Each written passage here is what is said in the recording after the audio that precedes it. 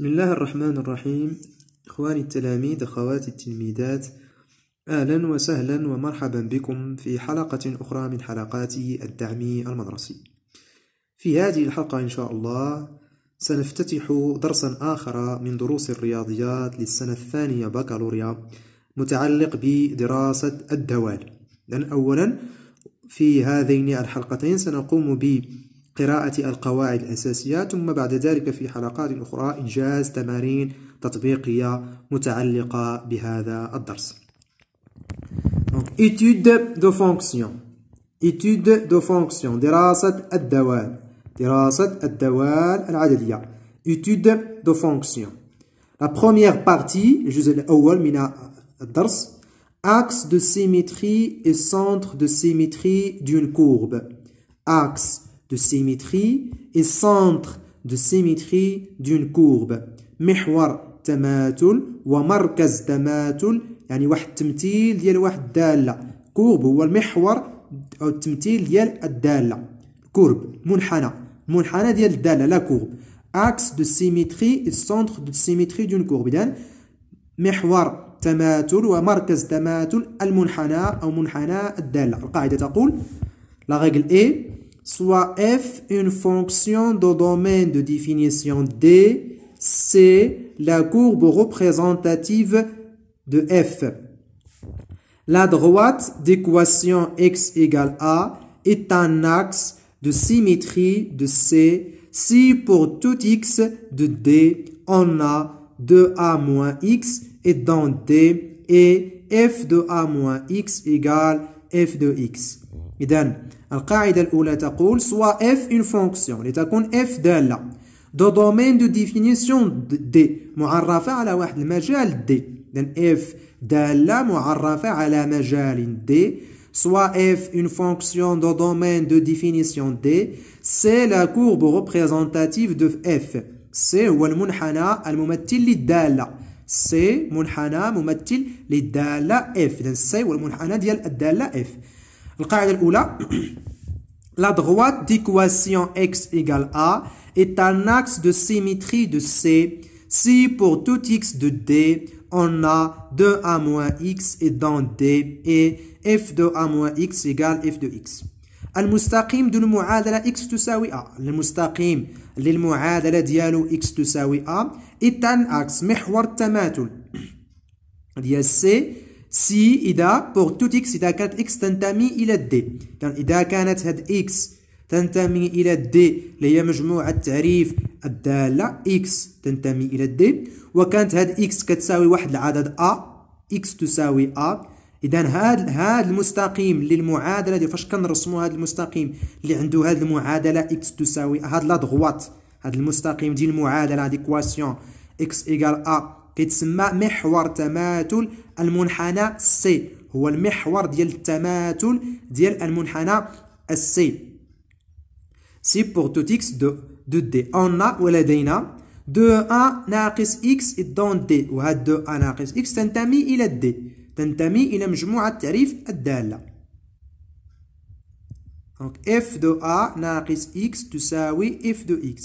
يعني عندنا الصورة ديال هذا العدد ديال هذا العدد هو دو ا ناقص x، الصورة ديالو بالدالة f هو الدالة بحال كنحسبو هذا كنلقاو هو نفسه الدالة f دو x. ثم القاعدة الثانية لو بوين اوميغا الإحداث ديالو a b est un centre de symétrie de C si quel que soit x appartient en D on a 2a moins x appartient à D et f de a moins x plus f de x égale 2b. القاعدة الثانية بعد شنو القاعدة الأولى اللي هو المستقيم ديال المعادلة اللي هو محور التماثل ديال المنحنى. القاعدة الثانية ديال النقطة أوميغا، النقطة أوميغا الإحداثيات ديالها AB.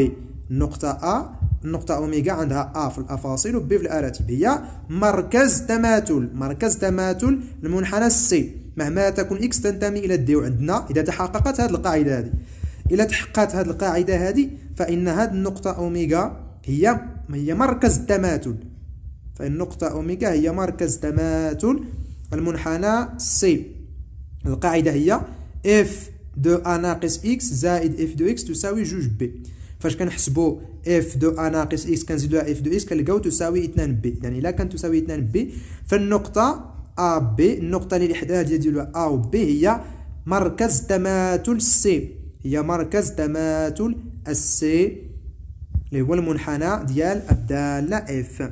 اذا شفنا جوج ديال القواعد. القاعده الاولى اللي هو محور التماثل اللي هو المعادله ديالو اكس تساوي ا، اذا تحققت هذه القاعده الا حسبنا اف دو ا ناقص اكس لقيناها تساوي اف لاكس، الا كتساوي اف لاكس حسبنا هذه وكتساوي اف دو اكس، فان هذا المستقيم للمعادله ديال اكس تساوي ا هو محور التماثل اكس دو سيمتري، كيتسمى محور تماثل اكس دو سيمتري. القاعده الثانيه ان الا حسبنا هذه القاعده هذه وتحققت اف دو ا ناقص اكس زائد اف دو اكس تساوي 2 بي، فان هذه النقطه اوميغا اللي الاحداثيات ديالها ا و بي هي مركز تماثل المنحنى سي.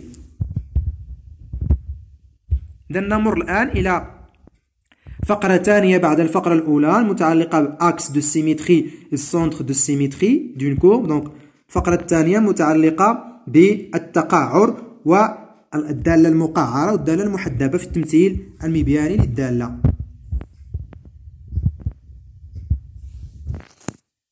إذا العلاقة الثانية نمر إلى العلاقة الأخرى.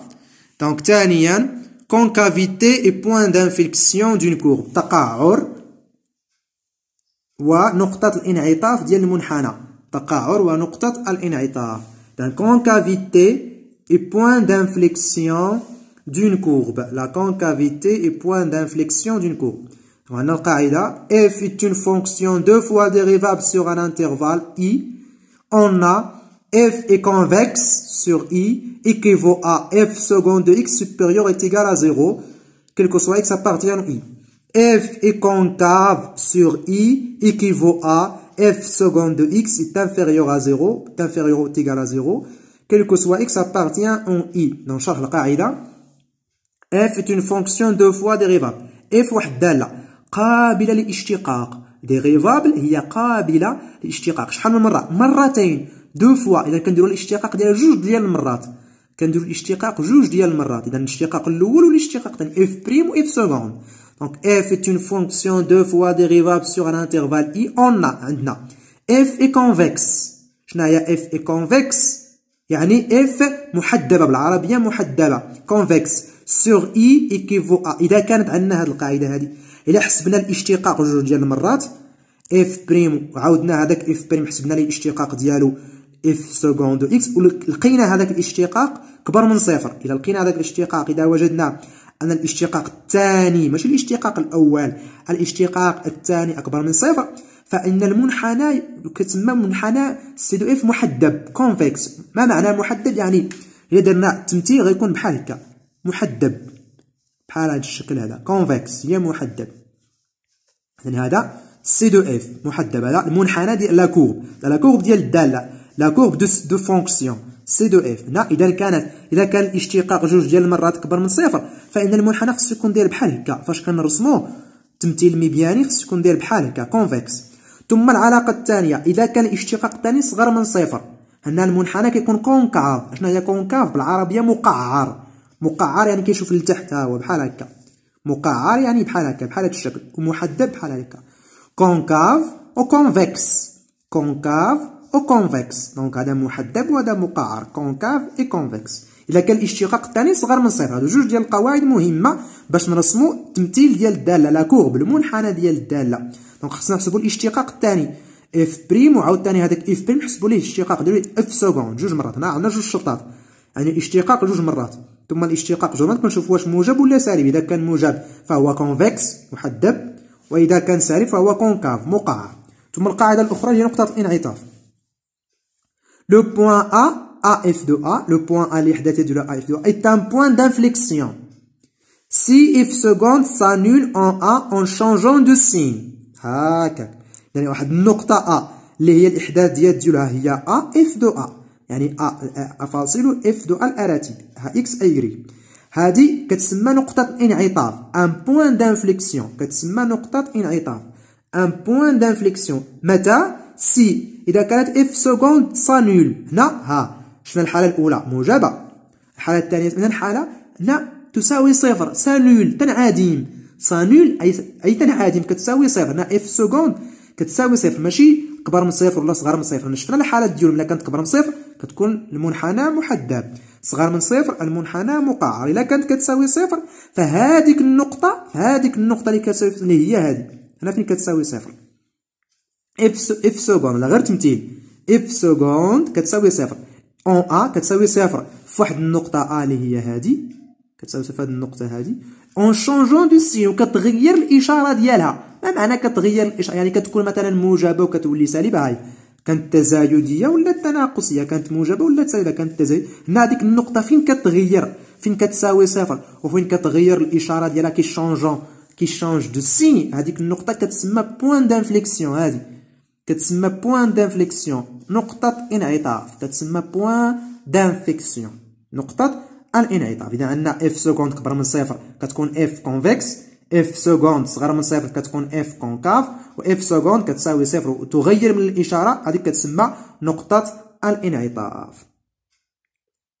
إذن إلى هنا أصدقائي نكون قد أنهينا هذا الجزء من الدرس ديال دراسة الدوال étude دي فونكسيون، وإلى الجزء الآخر من تكملة لنفس الدرس ببقية القواعد ثم بقية التمارين التطبيقية في حلقة أخرى إن شاء الله تعالى. أدعوكم إلى الاشتراك معنا في القناة والضغط على الجرس لكي يصلكم الجديد.